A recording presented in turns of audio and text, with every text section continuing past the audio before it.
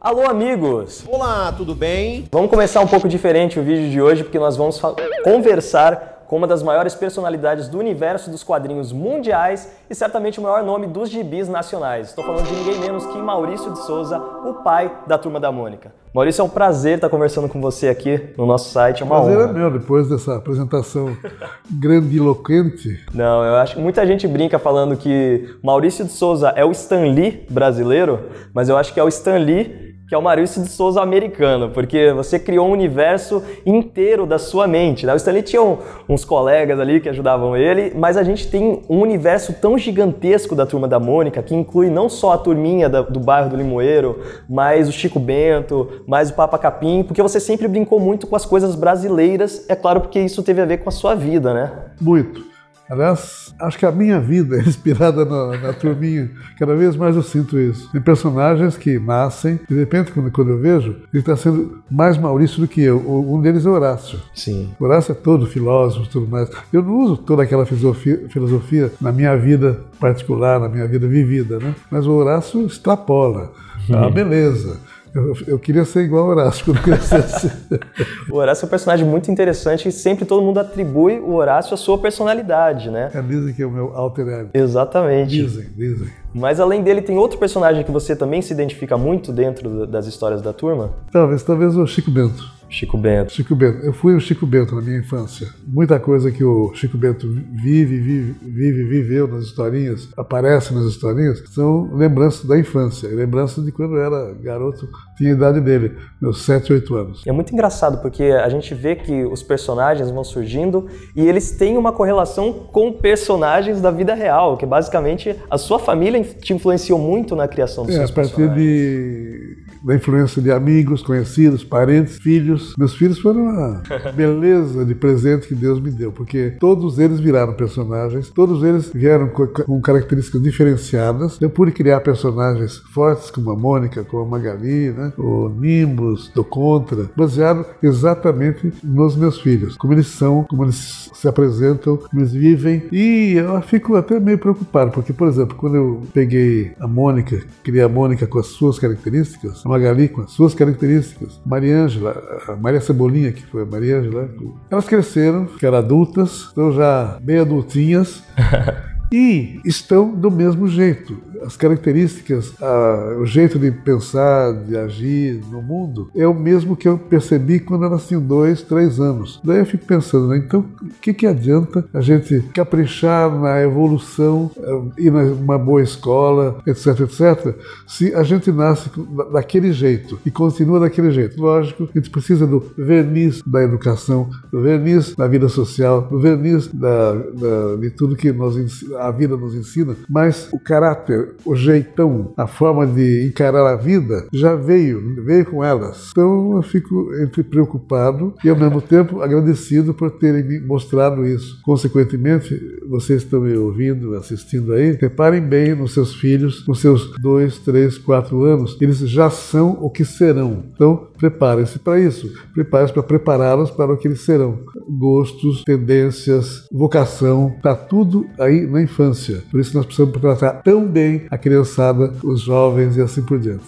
Legal. Você se inspirou, né, nos seus filhos, nos seus amigos, mas muitas, é claro, das historinhas da Turma da Mônica são ficção, vem da sua mente. Mas tem alguma história, alguma coisa que você se baseou em um fato que realmente aconteceu, uma história que você quase transcreveu para os quadrinhos e que você se lembra que aconteceu mais ou menos daquela maneira? Tem algumas, sim. Tem uma história chamada Os Azuis da Mônica, que até agora virou uma peça de teatro no Parque da Mônica. Nasceu de uma situação que eu vi na minha família, onde um elemento da minha família demonstrou racismo, demonstrou preconceito de cor. Eu fiquei tão chocado, né? Porque para mim, desde criança, todo mundo era igual. Não tem diferença de cor, de raça, nem nada, né? Daí eu vi essa pessoa próxima de mim, com os preconceitos, eu falei, meu Deus, de onde vem isso? Por que tem isso? E daí eu fiz uma história meio que crítica sobre o assunto chamado Os Azuis. E essa nasceu de uma experiência pessoal, de uma observação, de um senso crítico que eu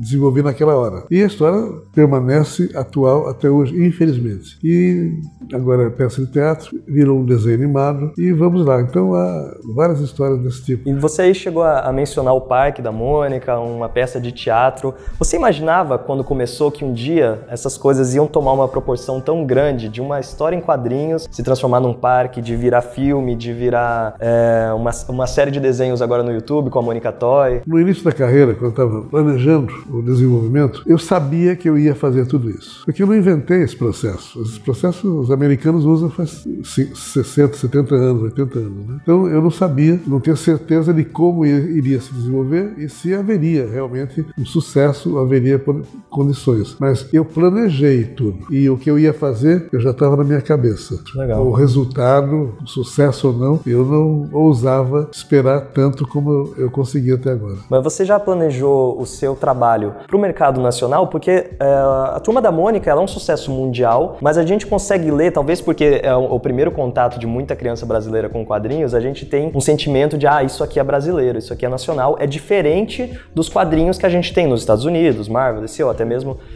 a escola europeia. A pegada é diferente. Você sempre imaginou um seu trabalho nacional ou você em algum momento da sua carreira pensou em, nossa, eu queria ser o desenhista de uma grande empresa nos Estados Unidos, na Europa? Não, nunca. Eu pensei em desenvolver do meu jeito e eu faço do jeito que eu sei fazer. Então eu não vou para uma escola determinada. Eu faço do jeito que eu sei fazer, sem forçar barra nenhuma. Então nasceu um estilo diferenciado e hoje está em diversos países aí. Nesse momento estamos pegando de Japão de novo. Já passei pela China, passei pela Indonésia, passei pela Europa. Então é uma coisa que veio acontecendo. Eu fui aceitando que fazia parte do meu projeto de vida, o projeto de produção. Então é realmente uma coisa bem brasileira, porque nasceu na minha vivência nesse país. E você disse que não teve uma escola europeia, né? Não seguiu uma escola, mas você criou uma escola, a Escola Maurício de Souza, que hoje em dia não é você que desenha todos os quadrinhos, que vai por todas as vertentes. Tem uma grande equipe, ainda bem, tem uma grande equipe de fantásticos artistas, desenhistas, que hoje, e de diversas maneiras, estão escrevendo ou desenhando melhor do que eu. Agradeço a Deus. E, logicamente, a tudo que nós precisamos montar para que isso acontecesse nos últimos mais de 50 anos. E não parou. Está acontecendo, tem coisas, tem projetos ainda para a gente dar uma beliscadinha e começar a levantar o véu, levantar a lona para começar a mostrar para o pessoal todo aí. Então, não estamos parando, estamos criando sempre. A criatividade é um poço sem fundo, que você vai, desce o baldinho lá, desce o baldinho e lá embaixo tem uma água gostosa, sempre. E quanto mais você mergulha, mais água gostosa sai, mais água e mais ideias e mais criatividade a gente pode experimentar. Não tem fim, não tem fim. É gostoso isso. Precisa a gente ter confiança, se preparar e, ao mesmo tempo, imaginar sempre que você vai achar o caminho para criar uma ideia nova, para chegar a um desfecho bacana, gozado, gostoso, sempre ou bem-humorado ou com uma mensagem positiva para o nosso leitor. E como é que foi para você passar a bola de alguns personagens? A gente teve aquele projeto sensacional que foi o MSP, em que outros artistas pegaram seus personagens e construíram outras histórias. Então a gente teve o Chico Bento, teve o Astronauta. Essa parte aí, que é mais ou menos recente, foi bem depois dos primeiros choques que eu tive que enfrentar, quando eu precisei passar para a equipe as primeiras artes finais que eu fazia, os primeiros desenhos que eu fazia, as primeiras criações de histórias que eu fazia. Isso realmente me tocou, né? Meu Deus, eu criei tudo, agora eu tenho que passar para outro, como é que vai sair? Por isso que o nosso estúdio sempre foi ao meu lado. Eu não tive equipes distantes fazendo o nosso trabalho, que queria ver, olhar, direcionar para que saísse do jeito que tinha criado ou as novas descobertas ou alterações necessárias que saíssem com o meu aval também, para que eu, ao mesmo tempo, soubesse fazer igual. Eu aprendi muita coisa com minha equipe aprendeu comigo e vice-versa. No começo foi difícil para mim eu aceitar, mas quando houve a Maurício Produções fazendo os álbuns com outros desenhistas, eu já estava, vamos dizer, calejado e vi maravilhado que estavam fazendo desenhos maravilhosos, histórias maravilhosas, então estava tudo salvo. Podemos continuar nessa linha e criar uma equipe que se renova e que se renova e que se renova. Então, mesmo que eu não esteja aqui, eu sei que vai continuar com a mesma filosofia, mesmo jeitão, porque tem toda uma herança, todo um estilo, referências para isso continuar do jeito que veio, desde há 50 anos atrás. Sim, a gente vê que é quase uma evolução junto com os leitores, né? Porque a gente começou com aquelas tirinhas, né? Foi passando para as histórias mais longas, teve a Turma da Mônica Jovem, que cresceu junto com o público, e tem histórias que trazem um apelo até para um público mais adulto, não trazendo tramas violentas ou adultas, mas que um público adulto consegue sentir nuances que uma criança lendo aquilo talvez não percebesse, né? E tanto que agora a gente vai ter até um filme a partir de uma dessas histórias, que é a Laços, né? Laços,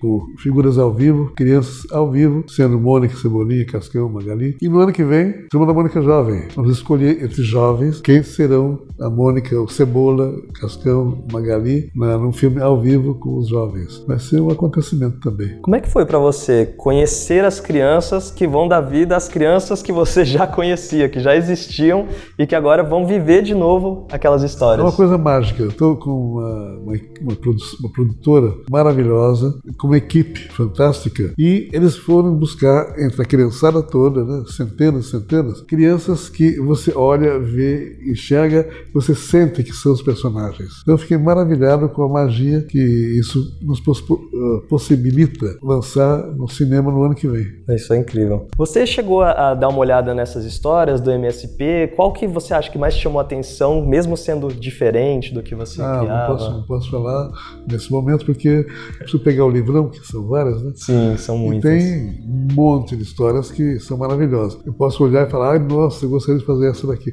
Não, eu queria desenhar desse jeito. Não, essa aqui que está melhor ainda. Essa está mais atualizada, essa está mais poética, essa está mais artística. Tem de todo jeito, felizmente, e eu penso que a gente possa esperar cada vez mais. Agora há pouco estava vendo um material que chegou para uma futura graphic novel. Me encantei com o que eu vi, não precisa mudar nada. Tá diferente, mas não precisa mudar nada. Então são essas magias que a gente pode fazer na história em quadrinhos, né? Uma graphic novel que eu gostei bastante dessas foram as duas, na verdade, né, do astronauta. Ele sempre foi um personagem que eu gostei muito, porque pra mim ele era como se fosse o surfista prateado ali das historinhas da Turma da Mônica. Ele aparece em uma situação, ele é quase filosófico, não tanto como o Horácio, né? Mas ele tem uma filosofia e ele é um personagem que eu sempre vi ele como um personagem triste, porque ele tem aquela questão da solidão, ele vai sozinho pro espaço, ele tem uma estrela que ele conversa, né? Então... O Danilo Beirut, que está fazendo astronauta, ele é gênio para captar os nuances do astronauta que você conheceu assim como figura meio solitária e tudo mais, mas ele deu uma seriedade e uma categoria no material que, logicamente, será um dos próximos filmes nossos. Quero fazer. Que demais. Nosso filme do astronauta ia ser sensacional. Vai ser. Existem personagens que você guardou como se fossem, no caso pra mim, eu via o astronauta como esse exemplo, um personagem que é quase uma figura especial, que ele aparece mais em uma situação em que ele se fazia necessário, ou no geral os personagens eram colocados conforme você pensava nas histórias, mas tinha algum personagem que você pensava, não, essa situação, esse personagem só vai aparecer, né, nesses casos, ele é um personagem especial, eu não vou usar tanto ele assim? O Horácio. O Horácio. É um personagem especial. E, acidentalmente, é um personagem que eu tomo conta direto. Eu sou pai, pajem, cuidador do Horácio e, consequentemente, eu não consegui passar para a equipe o Horácio para ser escrito ou desenhado pela equipe ainda. Tentam, mas não sai do mesmo jeito que eu queria. Vai acontecer, mas ainda estou esperando para me libertar um pouco do Horácio, senão eu preciso ficar desenhando a vida inteira, escrevendo a vida inteira. E eu gosto disso. Eu acho que a gente não vai achar ruim.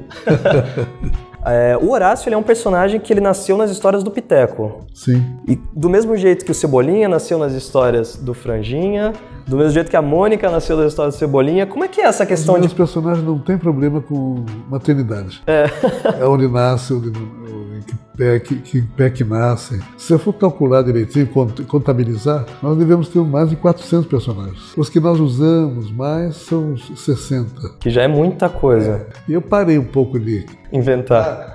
Porque eu que inventei tudo, com exceção de 2, que é o meu irmão que inventou. Parei de inventar porque é igual a família, você não tem como tomar conta de uma família muito grande. Eu estou, vamos dizer, refreando um pouco, não ficar inventando demais. Vou deixar para a segunda leva os criativos do futuro para inventarem mais coisas adequadas ao tempo futuro também. É interessante eu puxar esse assunto porque a gente vê que os personagens das suas histórias, eles não são congelados numa fórmula, porque você pensou em um personagem para ser o protagonista, mas outro personagem foi ganhando tanta importância que eles começaram a se dividir, pode invadir, compartilhar. Invadir e dominar. Exatamente, o que aconteceu com a própria Mônica.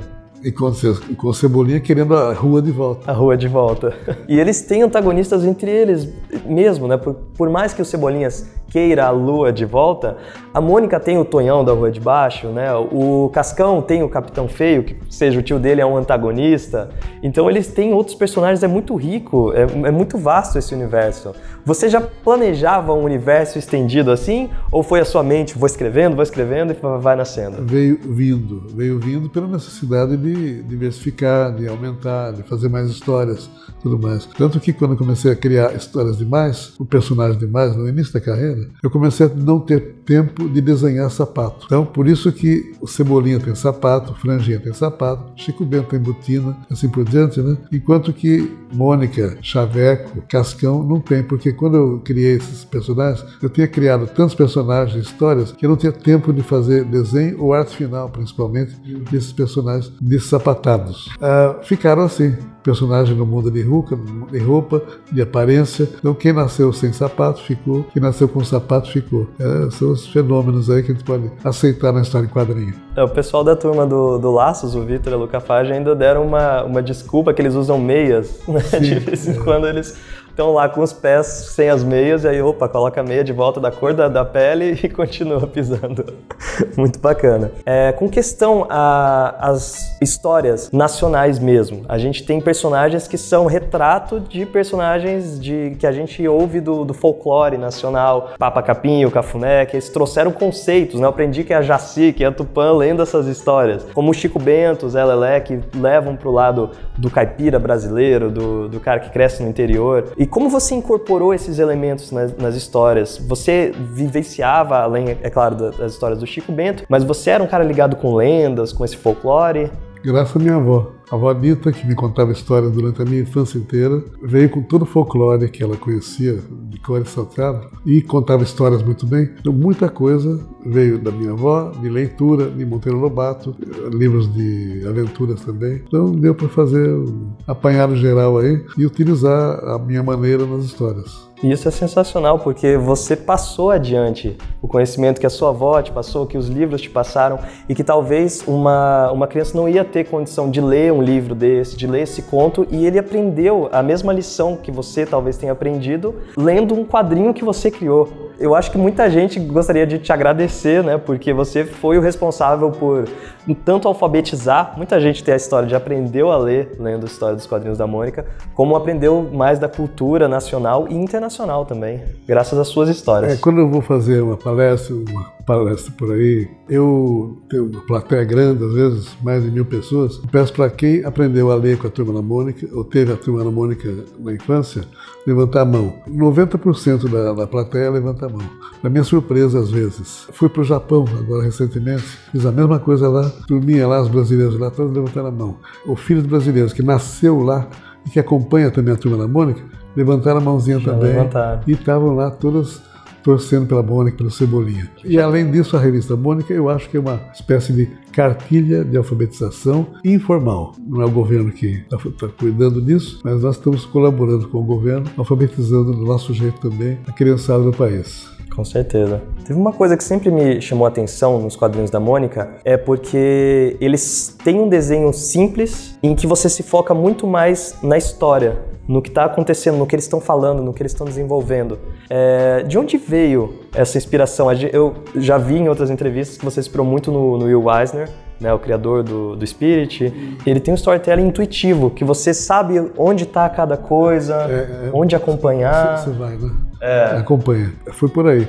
Também outra coisa que eu descobri é que o maior desenhista de quadrinhos do Japão, o Tezuka Osamu, no começo da carreira tem um desenho meio parecido com o meu, mais simplificado, mais purinho e tudo mais. Foi acidental. Depois fiquei muito amigo dele, trocamos ideias, estou desenhando às vezes histórias, misturando nossos personagens, mas também é mais uma daquelas coincidências lindas, maravilhosas, e ainda devo publicar no ano que vem, eu vou estar publicando talvez uma história misturando os personagens meus e dele no Japão, com a Turma da Mônica jovem. Vem aí também alguma coisa assim. Bom, então acho que pra gente encerrar a nossa entrevista, queria perguntar, você falou aí do que vem juntar outros personagens, inclusive a gente já viu outros personagens sendo apresentados, a Mônica com Chaves, que foi sensacional. Sim, a Mônica Toy, que é o nosso sucesso mundial também. Você pensou algum dia em fazer uma última grande história que fosse encerrar a história da Turma da Mônica, mesmo tendo uma continuação depois, mas você já pensou um dia em fazer uma história que fosse um encerramento pro que você criou? Não gosto disso. Não? Não gosto dessa ideia, não gosto de encerrar nada que está dando certo, que faz alegria para o leitor. Vamos continuar sem encerramento, sem paralisações, com a certeza da continuação. A gente agradece, com certeza. Maurício, então o que o futuro reserva para a Turma da Mônica? O que a gente tem? Nos cinemas a gente vai ter Turma da Mônica Laços, depois Turma da Mônica Jovem, o que você pode deixar escapar aqui pra gente sobre o futuro? Não é que se escapar. Nós sempre nos preocupamos, eu particularmente, em utilizar todas as plataformas de comunicação que a gente puder. Então, a Turma da Mônica está no gibi, mas também está no desenho animado, também está na internet, está no game e tudo mais. Então, o que vier, a gente traça. O que vier, a gente dá um jeito de jogar o Bar do Limoeiro lá dentro das novas plataformas. É isso que nós vamos continuar fazendo, sem interrupções. Muito obrigado, galera. Espero que vocês tenham gostado do nosso papo com o Maurício de Souza, que nos recebeu aqui na casa dele e abriu um pouco o seu coração, conversou com a gente sobre a Turma da Mônica, que certamente está no coração de muitos dos nossos fãs. Agradeço muito. Tchau, pessoal. Valeu.